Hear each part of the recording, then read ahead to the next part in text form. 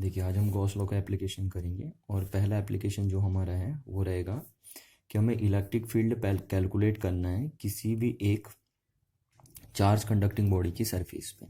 किसी भी टाइप की हमारी एक चार्ज कंडक्टिंग बॉडी होगी उसकी सरफेस पे हमें इलेक्ट्रिक फील्ड की वैल्यू कैलकुलेट करनी है with the help of Gauss law.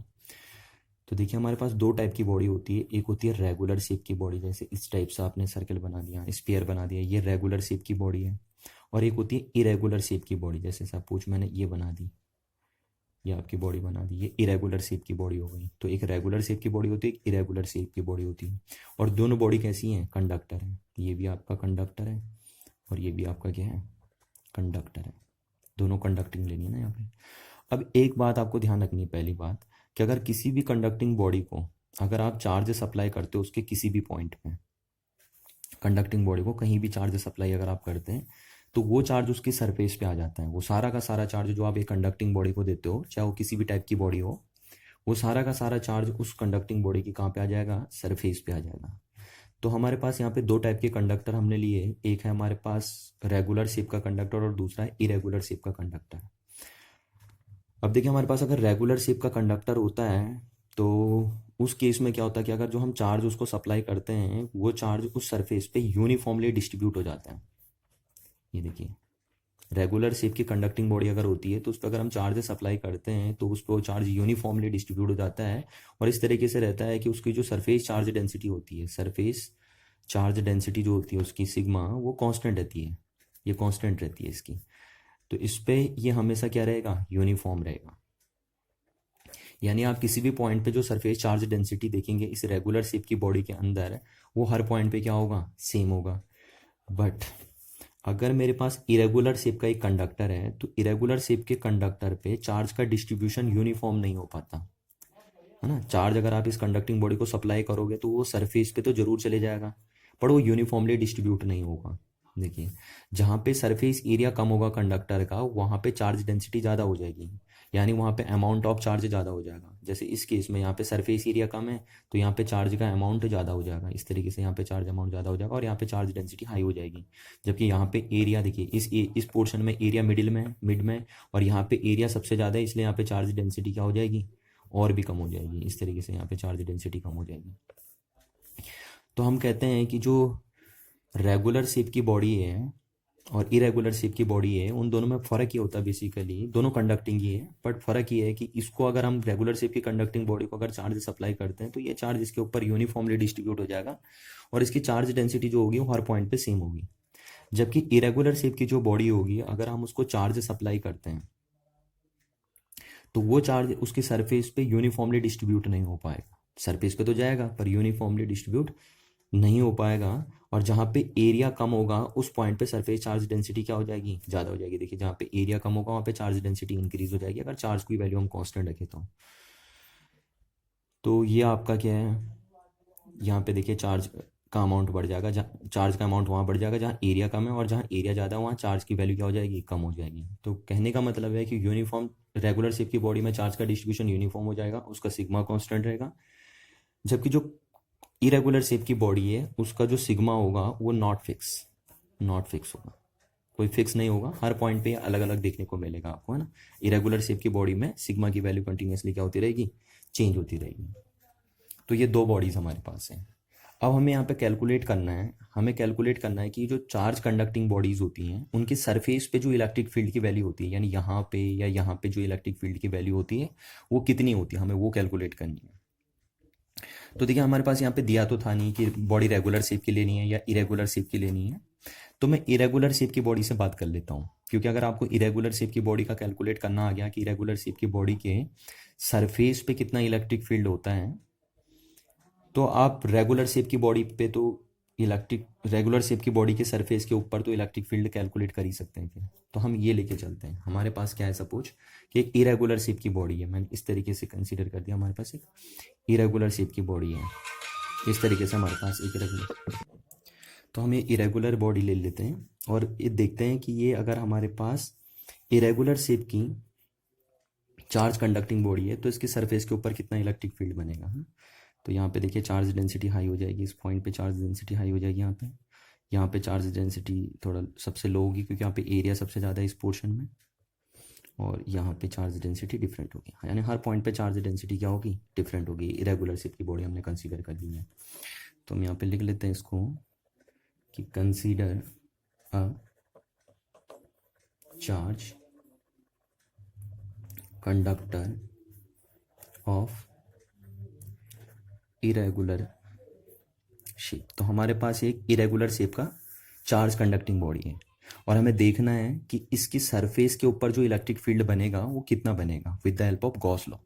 Gauss law के हेल्प के बेस पे बताना हमें कि इस जो हमने ये इरेगुलर शेप की चार्ज कंडक्टिंग बॉडी ली है इसके सरफेस के ऊपर इलेक्ट्रिक फील्ड कितना बनेगा। तो देखिए हम क्या करते हैं, इसके लिए हम क्या करते हैं कि मैं जस्ट इस कंडक्टिंग सरफेस की बॉडी के ऊपर एक पॉइंट ले लेता हूँ पी। ठीक है, जस्ट इस सरफेस के ऊपर ही है, बस बिल्कुल इस चार्ज कंडक्टिंग बॉडी की सरफेस के ऊपर ही वो पॉइंट है। बट क्योंकि आपको वो क्लियरली विजिबल नहीं हो पाएगा, है ना, अगर मेरे को थोड़ा फिगर क्लियर बनाना है, आपको समझाना क्लियर है, तो मैं उस पॉइंट को थोड़ा दूर दिखा दे रहा हूँ। पर ध्यान रखिए वो पॉइंट दूर नहीं, वो बिल्कुल इस सरफेस के ऊपर ही वो पॉइंट होगा, चार्ज कंडक्टिंग बॉडी की सरफेस के ऊपर ही वो पॉइंट होगा। बट फिगर को आपको समझाने के लिए हम उसे थोड़ा सा दूर बना देते हैं, तो मैंने ये वो पॉइंट बना दिया पी। ये पॉइंट यहाँ इतना दूर नहीं है, ये पॉइंट इसके सरफेस के ऊपर ही है और इसी पॉइंट पे हमें क्या कैलकुलेट करना है, यानी ये पॉइंट आपका हो गया over the surface of charge conducting body. This point is lies over the surface of a charge conducting body where we have to find the electric field. यहाँ पे हमें इलेक्ट्रिक फील्ड कैलकुलेट करना है। मैंने दूर इसलिए दिखाया और सिर्फ आपको समझाने के लिए, बाकी उसका कोई भी मोटिव नहीं है दूर रहने का। अब हमें यहाँ पे इलेक्ट्रिक फील्ड कैलकुलेट करना है, तो हम लिख लेते हैं यहाँ पे कि let a point P, just देखिए मैं बार बार आपसे कह रहा हूँ ये कहाँ पे है, just over the surface where we have to find electric field. हमें यहाँ पे इलेक्ट्रिक फील्ड कैलकुलेट करना है। तो देखिए यहाँ पे इलेक्ट्रिक फील्ड कैलकुलेट करने के लिए हम क्या करते हैं, हम यहाँ पे लगा लेते हैं गॉस लॉ। हमें गॉस लॉ की मदद से करना है। तो आपको पता है गॉस लॉ लगाने के लिए आपको इस पॉइंट पे एक गॉसियन सरफेस बनानी पड़ेगी, है ना, क्योंकि गॉस लॉ लगाने के लिए आपको पता है पहले आपको एक गॉसियन सरफेस बनानी पड़ती है। तो आप पी पॉइंट को राउंड करते हुए एक गॉसियन सरफेस बनाएंगे। अच्छा, क्योंकि हमें गॉस लॉ अप्लाई करते समय हमेशा गॉसियन सरफेस लेनी पड़ती है, एक हाइपोथेटिकल सरफेस जिसको हम बोलते हैं वही हमारी गॉसियन सरफेस होती है, उसको चूज करना पड़ता है हमें गॉस लॉ अप्लाई करने के लिए। तो हम गॉसियन सरफेस लेते हैं, उस पॉइंट पे गॉसियन सरफेस ड्रॉ करते हैं जिस पॉइंट पे हमें क्या कैलकुलेट करना होता है, इलेक्ट्रिक फील्ड कैलकुलेट करना होता है। तो हमें इस पॉइंट पे इलेक्ट्रिक फील्ड कैलकुलेट करना है, तो इस पॉइंट पे हमें गॉसियन सरफेस बनानी पड़ेगी गॉस लॉ अप्लाई करने के लिए, जो हाइपोथेटिकल होगी। अच्छा, तो आपको दूसरी बात ये ध्यान रखनी है कि जब भी हम गॉस लॉ अप्लाई करते हैं तो हम हाइपोथेटिकल गॉसियन सरफेस लेते हैं, और आपको दूसरी चीज़ ये ध्यान रखते हुए बनानी है कि जो गॉसियन सरफेस आपकी होती है वो सिमेट्रिक हो, है ना, ताकि आपको उसको इंटीग्रेट करने में क्या हो, परेशानी ना हो। तो इस बात का भी आप ध्यान रखेंगे कि जो आपकी गॉसियन सरफेस है उसको अगर आप अप्लाई तो कर लेंगे, पर वो यूजफुल तभी बन पाएगी जब आपकी गॉसियन सरफेस कैसी हो, एक सिमेट्रिक टाइप की हो। ये मैंने आपको पहले भी बताया था, गॉस लॉ के इंपॉर्टेंट पॉइंट्स में बात मैंने करी थी कि गॉसियन सरफेस हमेशा सिमेट्रिक चूज करिए आप, ताकि आप गॉस लॉ एप्लीकेबल के साथ साथ क्या बना पाएँ, यूजफुल भी बना पाएँ। नहीं तो आप आखिर इंटीग्रेट नहीं कर पाएंगे फिर उस गॉसियन सरफेस को। तो देखिए मैं इस पी पॉइंट को राउंड करते हुए एक गॉसियन सरफेस बना देता हूँ यहाँ पे। अब आपको पता है, देखिए अगर मैं इसका स्मॉल पार्ट की बात करूँ कि स्मॉल सा एलिमेंट में इसको कंसीडर कर लूँ, इस सरफेस का स्मॉल सा पार्ट कंसीडर कर लिया मैंने, जिसका सरफेस एरिया मैंने मान लिया ds है ना, इस पूरी चार्ज कंडक्टिंग बॉडी का एक छोटा सा एलिमेंट मैंने ले लिया जिसका सरफेस एरिया कितना ले लिया हमने, ds है। अब क्या हुआ कि हम क्या करते हैं कि अगर आपको देखते हैं कि हम यहाँ पे जो गॉसियन सरफेस बनाए वो कैसी बनाए, सिमेट्रिक तो बनाएंगे बट कैसी बनाएंगे, किस टाइप की गॉसियन सरफेस बनेगी। तो अगर आप इस पीस को निकाल के जरा देखिए तो आपको एक सीट जैसी दिखेगी, है ना, ये चार्ज कंडक्टिंग बॉडी है, और अगर आप इसका एक छोटा सा पीस निकाल के देखेंगे तो आपको एक सीट जैसी दिखेगी। और किसी भी चार्ज सीट के लिए अगर आपको गॉसियन सरफेस बनानी है तो आपको ध्यान रखना, एक चार्ज सीट के लिए जो गॉसियन सरफेस होती है वो कैसी बनेगी, सिलेंड्रिकल शेप की बनेगी, है ना। तो हम पी पॉइंट पे एक सिलेंड्रिकल शेप का क्या बना लेते हैं, हाइपोथेटिकल गॉसियन सरफेस बना लेते हैं। इस टाइप से एक हाइपोथेटिकल गॉसियन सरफेस हम बना लेते हैं।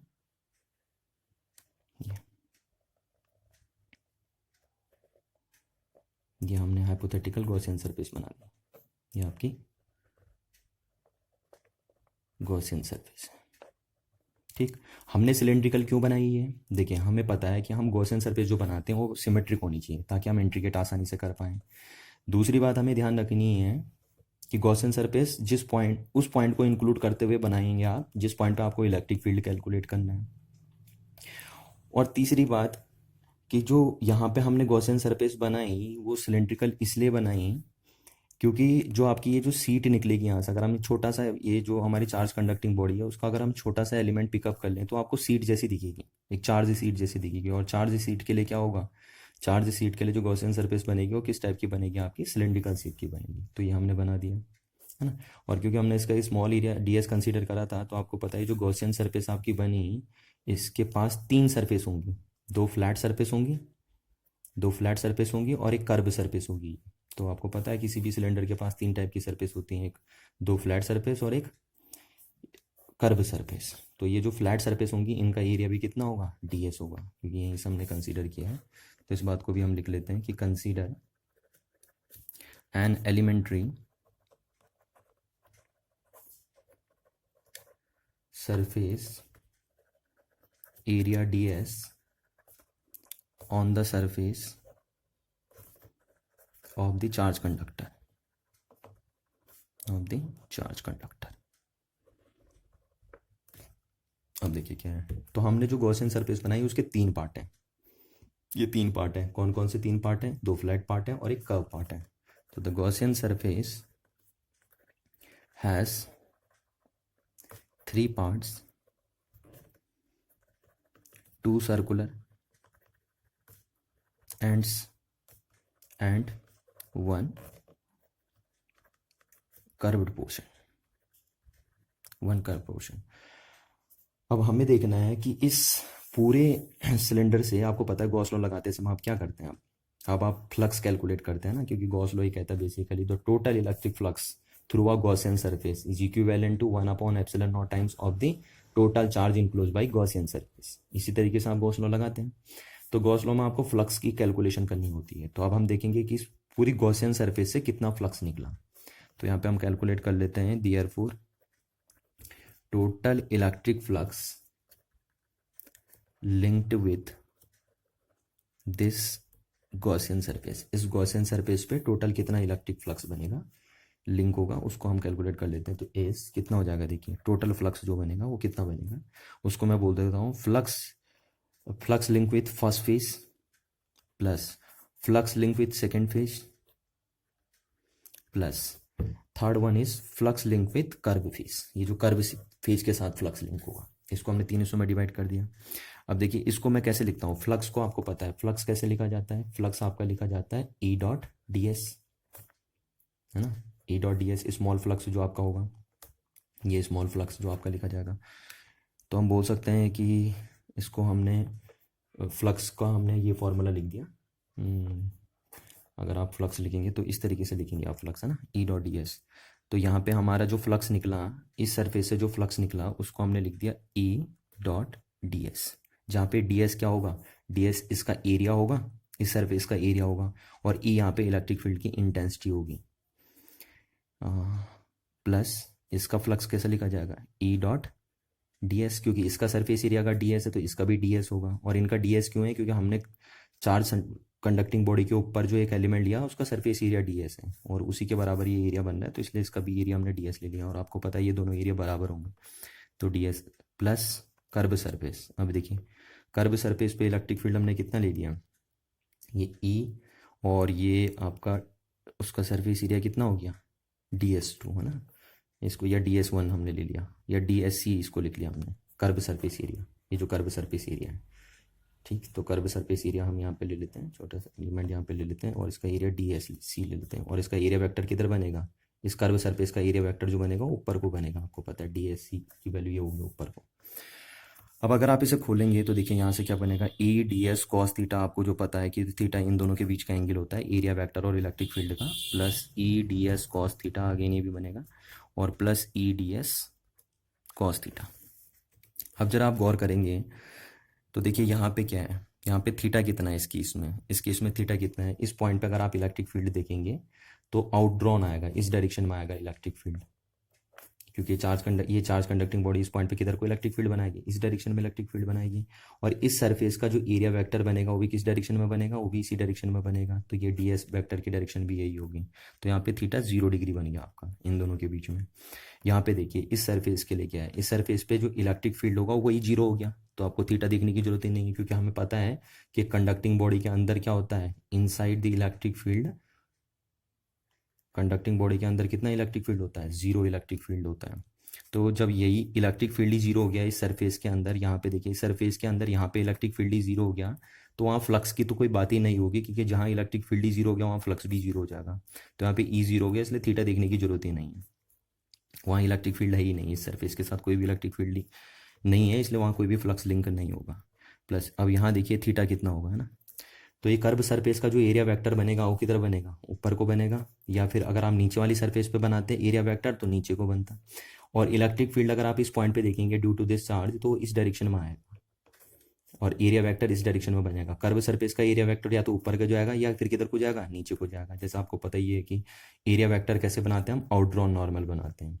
तो हमने इसका कर्व सरफेस एरिया जो एरिया वेक्टर बनाना है, कर्व सरफेस का जो एरिया वेक्टर बनाना है, या तो ऊपर बनेगा या नीचे बनेगा। तो इलेक्ट्रिक फील्ड यहाँ पे किस डायरेक्शन में बनना है, इस डायरेक्शन में बनना है। तो कर्व सरफेस का जो एरिया वेक्टर बना रहा है वो इलेक्ट्रिक फील्ड के साथ 90 डिग्री का एंगल फॉर्म कर रहा है, इसलिए यहाँ पे थीटा कितना हो गया, 90 हो गया। तो थीटा 90 होने से ये जो कर्व सरफेस के साथ जो फ्लक्स लिंक होगा वो कितना हो जाएगा, 0 हो जाएगा। इस फ्लैट फेस के साथ जो फ्लक्स लिंक होगा वो 0 इसलिए हुआ क्योंकि यहाँ इलेक्ट्रिक फील्ड 0 है। तो अब आपका जो टोटल फ्लक्स बना वो टोटल मिला के इस फेस के साथ जो फ्लक्स लिंक है वही टोटल फ्लक्स माना जाएगा आपका। तो हम यहाँ से बोल सकते हैं कि जो टोटल फ्लक्स बना यहाँ से आपका कितना आया, EDS, है ना, ये बन गया आपका टोटल फ्लक्स। तो हम बोल सकते हैं कि जो इस पूरी गॉसियन सरफेस का जो फ्लक्स बना वो फ्लक्स आपका सिर्फ इस फेज के साथ जो लिंक है फ्लक्स उसी के इक्विवेलेंट है, क्योंकि ये वाला फ्लक्स तो 0 हो गया और ये फ्लक्स भी आपका कितना हो गया, 0 हो गया। यहाँ थीटा 90 होने से इस कर्व सरफेस के साथ का फ्लक्स 0 हो गया, और यहाँ इलेक्ट्रिक फील्ड 0 होने से इस फेज के साथ का फ्लक्स 0 हो गया। तो हम बोलेंगे इस पूरी गॉसियन सरफेस का जो फ्लक्स है, टोटल फ्लक्स, वो किसके इक्विवेलेंट है, इस सरफेस के साथ जो फ्लक्स लिंक है उसके इक्विवेलेंट है, जिसकी वैल्यू हमारे यहाँ से 5 टोटल इतना आ गया। तो इसको हमने इक्वेशन नंबर फर्स्ट नाम दे दिया। अब देखते हैं हम गॉस लॉ लगाते हैं। तो according to Gauss theorem, according to Gauss law, देखिए क्या कहता है आपका गॉस लॉ, कि total electric flux link with a Gaussian surface is equivalent to 1/ε0 times of the total charge enclose by Gaussian surface, total charge enclose by Gaussian surface. और यहाँ पे हमने ε0 इसलिए रखा क्योंकि यहाँ पे मीडियम क्या है आपका, वैक्यूम है, यानी गॉसियन सरफेस वैक्यूम में रखी। अगर वैक्यूम में नहीं रखी होगी तो आप यहाँ मीडियम की परमिटिविटी रखेंगे, है ना।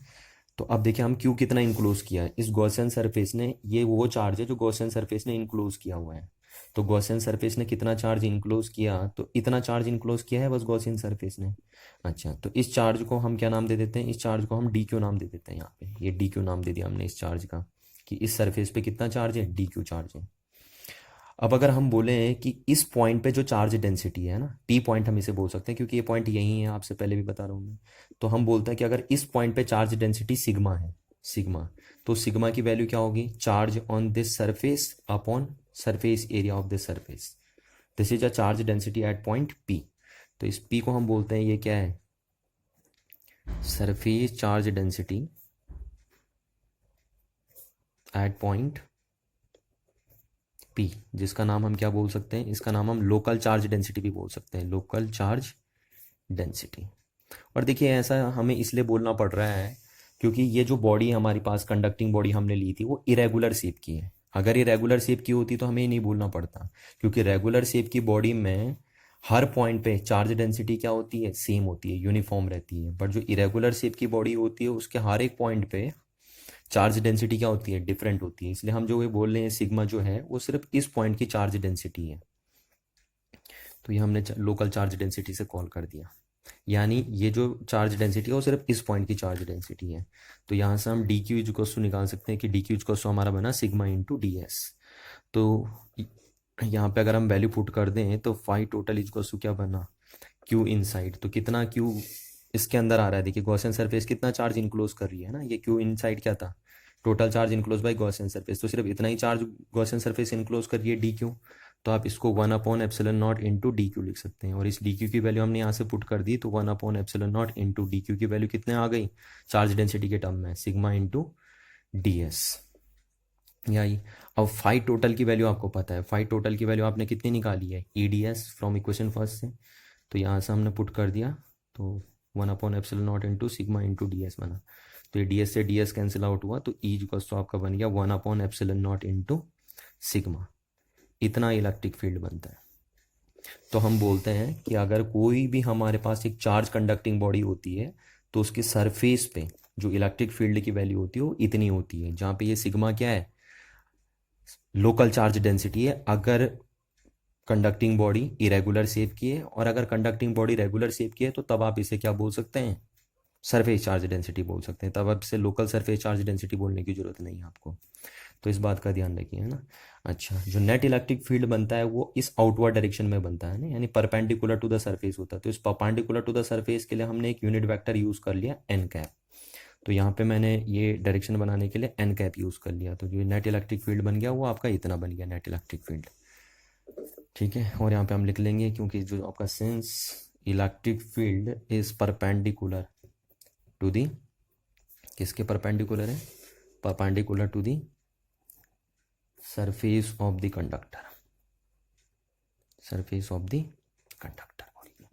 तो इतना इलेक्ट्रिक फील्ड बनता है किसी भी चार्ज कंडक्टिंग बॉडी की सरफेस पे, चाहे वो रेगुलर शेप की हो या इरेगुलर शेप की हो। और मैं आपसे बार बार कह रहा हूँ कि अगर बॉडी रेगुलर शेप की है तो तब आप इसे सरफेस चार्ज डेंसिटी कॉल कर सकते हैं, क्योंकि रेगुलर शेप की बॉडी में चार्ज डेंसिटी हर पॉइंट पे सेम होती है। और अगर इरेगुलर शेप की बॉडी है तो ये सिर्फ उस पॉइंट की चार्ज डेंसिटी है, ये सिर्फ उस पॉइंट की चार्ज डेंसिटी है जहाँ पे आप इलेक्ट्रिक फील्ड देखने जा रहे हैं, है ना, यानी हम इसे लोकल चार्ज डेंसिटी कॉल करेंगे फिर।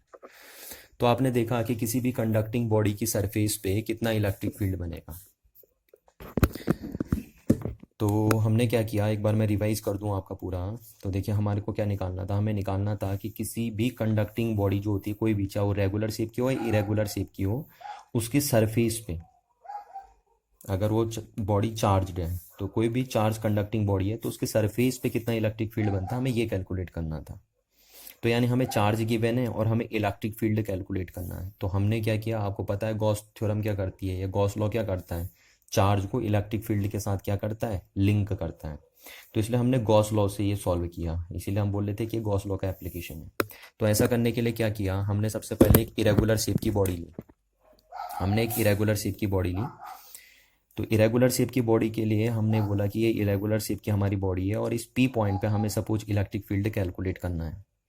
और ये पी पॉइंट कहाँ पे है, इसकी जस्ट सरफेस पे, कंडक्टिंग बॉडी की सरफेस पे, क्योंकि हमें तो सरफेस पे निकालना था ना कि इस कंडक्टिंग बॉडी की सरफेस पे कितना इलेक्ट्रिक फील्ड है।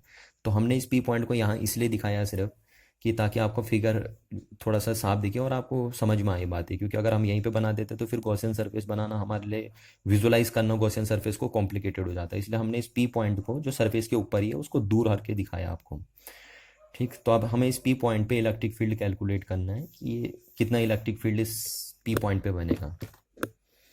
तो हमने क्या किया, हमें पता है कि अगर हमें इसे गॉस थ्योरम से सॉल्व करना है या गॉस लॉ के हेल्प के बेस पे सॉल्व करना है, तो ये चीज़ हम जानते हैं कि जब भी हमें गॉस लॉ लगाना होता है तो हमें एक गॉसियन सरफेस लेनी होती है। तो गॉसियन सरफेस लेने के लिए हमने क्या करते हैं, हम इस पी पॉइंट पे जहाँ पे इलेक्ट्रिक फील्ड कैलकुलेट करते हैं वहाँ पे एक हाइपोथेटिकल गॉसियन सरफेस बना देते हैं। और दूसरी बात हम ये ध्यान रखते हैं कि जो हाइपोथेटिकल गॉसियन सरफेस होती है वो सिमेट्रिक होनी चाहिए। ठीक, यानी वो सिलेंडर हो या स्फीयर हो, इस तरीके से आपकी हो। तो हमने पी पॉइंट को अराउंड पी पॉइंट को इनक्लोज करते हुए गॉसियन सरफेस बना दी पी पॉइंट पे। और वो गॉसियन सरफेस हमारी क्या बनी, सिलेंड्रिकल बनी। क्यों सिलेंड्रिकल बनी, क्योंकि अगर सपोज हम यहाँ से इस कंडक्टिंग बॉडी का एक छोटा सा पीस काटते हैं जिसका सरफेस एरिया अगर ds है, तो हमें दिखता है ये एक सीट जैसे बिहेव करेगा। और किसी भी सीट के लिए जो सिमेट्रिक गॉसियन सरफेस होती है वो सिलेंड्रिकल शेप की होती है, इसलिए हमने पी पॉइंट पे जो गॉसियन सरफेस बनाई वो सिलेंड्रिकल बनी। अब आपको पता है कि गॉस लॉ अप्लाई करने के लिए आपको टोटल इलेक्ट्रिक फ्लक्स निकालना पड़ेगा इस गॉसियन सरफेस से कितना पास हो रहा है। तो हमें पता है इस सिलेंडर के पास या इस गॉसियन सरफेस के पास कितने फेज होते हैं, 3 फेज होते हैं, 2 फ्लैट फेज और एक कर्व फेज। तो हमने देखा कि टोटल कितना फ्लक्स निकल रहा है इस गॉसियन सरफेस से। तो flux passes through first phase, flux passes through second phase, plus flux passes through curve phase, तीनों फेज से जो फ्लक्स निकल रहा है उसको ऐड कर दिया। तो हमारे पास पता चल गया कि टोटल कितना फ्लक्स निकला इस गॉसियन सरफेस से। और हमें निकालना जरूरी भी है, क्योंकि हम टोटल फ्लक्स क्यों निकालते कह रहा हूँ मैं, टोटल फ्लक्स हम इसलिए निकालते हैं क्योंकि गॉस लॉ में हमें उसे ज़रूरत पड़ती है। तो हमने देखा कि जो टोटल फ्लक्स आया वो सिर्फ इस फेज से निकल रहा है, क्योंकि इस फेज का फ्लक्स जीरो हो गया है इलेक्ट्रिक फील्ड जीरो होने के कारण। और इस फेज से जो फ्लक्स निकल रहा है वो जीरो हुआ क्यों, क्योंकि इसका जो एरिया वेक्टर बन रहा है इलेक्ट्रिक फील्ड के साथ वो 90 डिग्री का एंगल बना रहा है। तो इस पूरी गॉसियन सरफेस से जो फ्लक्स निकल रहा है टोटली, वो ड्यू टू दिस सरफेस निकल रहा है, इसी सरफेस से निकला। तो इस गॉसियन सरफेस के साथ जो टोटल फ्लक्स लिंक था वो सिर्फ आपका क्या आया, वो इस फेज के साथ जो फ्लक्स लिंक है वही रहा। तो total flux is equal to आया आपका ई डी एस। यहाँ से हमने गॉस थ्योरम लगाई, तो गॉस थ्योरम लगा के ये आया हमारे पास, जहाँ पे आपको पता है ये टोटल चार्ज इनक्लोज होता है गॉसियन सरफेस से, और ये total flux enclose by Gaussian surface होता है। तो हमने यहाँ से आपको पता है इस चार्ज को अगर हमने डी क्यू लिखा कि इस गॉसियन सरफेस ने सिर्फ इतना चार्ज इनक्लोज किया, तो हमने उसे डी क्यू लिख दिया। और डी क्यू की वैल्यू हमने चार्ज डेंसिटी के टर्म्स में निकाली। यहाँ पे कौन सी चार्ज डेंसिटी आएगी, लोकल चार्ज डेंसिटी आएगी, तो उसको हमने चार्ज डेंसिटी के टर्म्स में लिख दिया। फिर हमने यहाँ पे क्यू डी क्यू की वैल्यू रख दी, क्योंकि कितना चार्ज गॉसियन सरफेस इनक्लोज कर रहा है। और यहाँ पे हमने फ्लक्स पहले ही निकाल दिया था कि पूरी गॉसियन सरफेस से कितना फ्लक्स निकलेगा, है ना, क्योंकि हमें पता था कि गॉस थ्योरम में हमें जरूरत पड़ती है फ्लक्स की। तो इसलिए हमने पहले ही फ्लक्स निकाल दिया था कि कितना फ्लक्स निकलेगा। तो अब यहाँ से हम डी एस से डी एस कटे तो इलेक्ट्रिक फील्ड इतना आया। तो किसी भी चार्ज कंडक्टिंग बॉडी की सरफेस पे इतना इलेक्ट्रिक फील्ड बनता है, ये आपको ध्यान रखना है, चाहे वो रेगुलर शेप की हो या इरेगुलर शेप की हो। Thank you.